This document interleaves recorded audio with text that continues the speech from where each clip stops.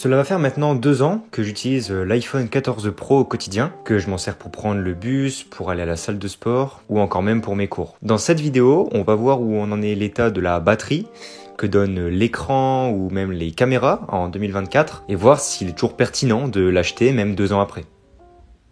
Alors cette vidéo va à moitié être une vidéo de test et une vidéo où je vais vous dire s'il est nécessaire d'acheter cet iPhone 14 Pro en fin 2024, début 2025, comparé aux nouveaux iPhone 16 qui viennent de sortir. On va commencer premièrement avec le design de l'iPhone 14 Pro. On y retrouve bien sûr l'écran en Ceramic Shield, le dos en verre mat texturé comme celui des iPhone 15 Pro et 16 Pro est toujours de la partie sur l'iPhone 14 Pro, et le cadre de l'appareil photo en acier inoxydable. Alors moi j'ai fait attention à celui-ci tout au long de ces 2 années. Il n'a pas de rayures, ne serait-ce que sur les côtés, mais sinon il n'a jamais cassé ou j'ai jamais dû remplacer de pièces, donc voilà, sur ce côté-là je fais attention à mes affaires. Mais en soi c'est un iPhone assez résistant, donc là je trouve que c'est un bon boulot de la part d'Apple sur cet iPhone 14 Pro en termes de design. Je tiens à préciser que j'ai toujours mis un écran de protection et une coque, donc voilà, si vous ne mettez pas ces accessoires, peut-être que vous l'abîmerez plus facilement.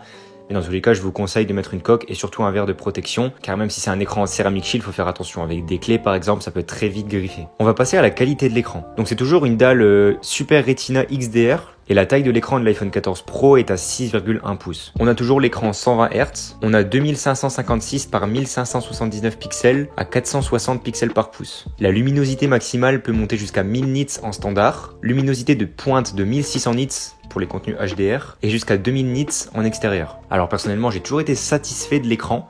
Je trouve qu'il est de belle qualité, les couleurs sont jolies, que ce soit pour regarder TikTok, même si je dis qu'il fallait le désinstaller, ou que ce soit pour regarder des vidéos YouTube, lire des articles, jouer à des jeux vidéo. Perso, j'ai bien aimé cet écran. Je trouve que c'est une force de cet iPhone, justement. Donc si c'est la partie écran qui vous intéresse sur l'iPhone 14 Pro, personnellement, sur ce point-là précisément, je vous le conseille, évidemment. Même 2 ans après. Puisque quand on regarde la fiche technique et l'écran des iPhone 16 Pro, on se rend compte qu'il n'y a pas tant de différence, que ce soit au niveau du rafraîchissement, qui lui est toujours à 120 Hz, ou même la luminosité maximale qui a été un peu revue à la hausse, mais je pense que ça n'apporte pas grand chose au quotidien, sachant que l'iPhone 14 Pro est déjà très lumineux. Donc je vous expose à l'écran quelques photos et quelques vidéos que j'ai fait avec l'iPhone 14 Pro. Alors sachez que mes vidéos, donc que ce soit de la première présentation de la chaîne à cette vidéo, sont filmées justement avec l'iPhone 14 Pro. Donc ça vous permet de voir dans les conditions de vidéo, YouTube par exemple. Donc là j'ai 2 lumières qui m'éclairent, donc ça aide un petit peu. Mais force est de constater que la qualité est assez correcte, je trouve, pour un smartphone. Étant donné que c'est un iPhone 14 Pro, on peut toujours faire des photos en ProRAW 48 mégapixels et du 4K 60 fps au maximum, avec toutes les focales. Passons maintenant à l'autonomie. Donc après 2 ans, ma batterie est descendue à 87% de capacité maximale. C'est un problème qui frustre beaucoup de gens, beaucoup d'utilisateurs de ces iPhone 14 Pro.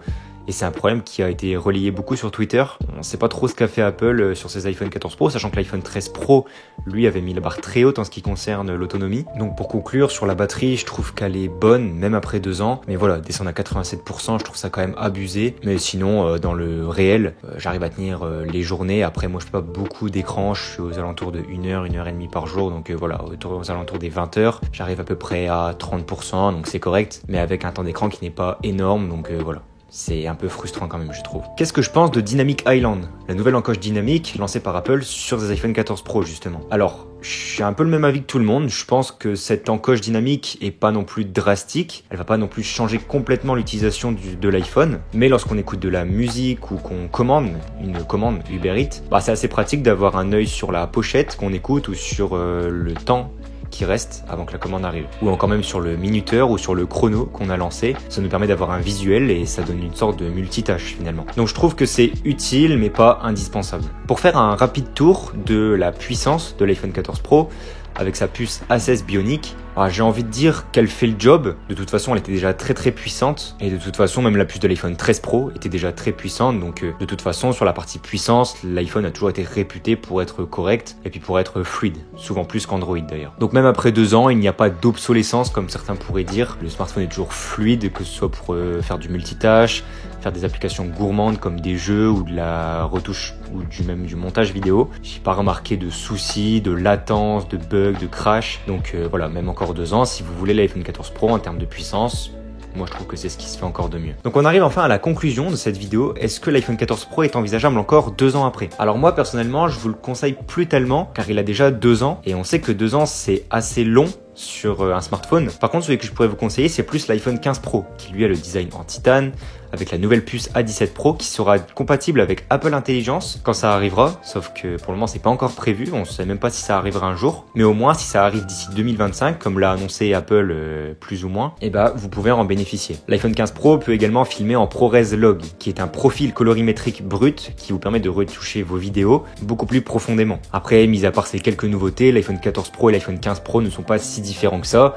Donc l'iPhone 14 Pro, si vous vous en foutez entre guillemets d'Apple Intelligence, si vous voulez juste une bonne caméra pour filmer et surtout un bon rapport qualité-prix, c'est surtout ça, bah écoutez, l'iPhone 14 Pro est tout à fait envisageable encore même en 2024. Là où je suis un peu frustré, c'est de vous dire que vous n'aurez pas Apple Intelligence lorsque ça sortira. Mais vous le paierez moins cher qu'un iPhone 15 Pro, donc c'est à voir. Sur ce, c'est la fin de cette vidéo, j'espère qu'elle vous a plu. N'hésitez pas à vous abonner, liker, commenter, partager si vous souhaitez avoir des infos sur Apple, sur tout ce qui se fait dans la tech en général. Je vais essayer un peu de me diversifier parce que là c'est vrai que tout ce que j'ai proposé c'est assez centré sur Apple. N'hésitez pas à regarder mon nouveau YouTube Short que j'ai posté il y a maintenant 2 semaines je crois, où je vous montre que Apple a intégré une fonctionnalité permettant de réduire le mal des transports. Sur ce, c'était Johan et je vous souhaite de passer à tous une très belle journée.